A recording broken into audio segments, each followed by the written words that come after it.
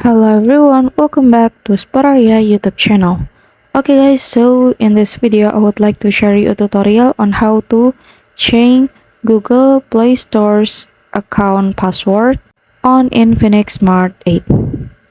Alright guys, so it is necessary for us to change our account's password as often as possible, so that is not easily broken into by other or for the security of our Google Play Store account guys.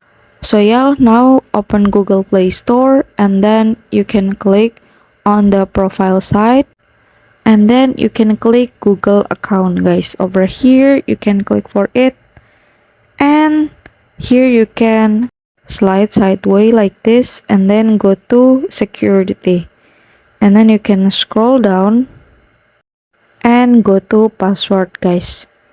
So yeah, in this page you can change the password and make sure that you make a strong password, and you're finished you can click change password and wait a little bit until it's done.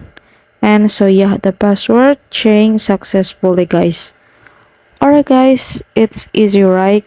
And yeah, here's the tutorial on how to change the password of Google Play Store account on Infinix Smart 8, and thank you so much for watching.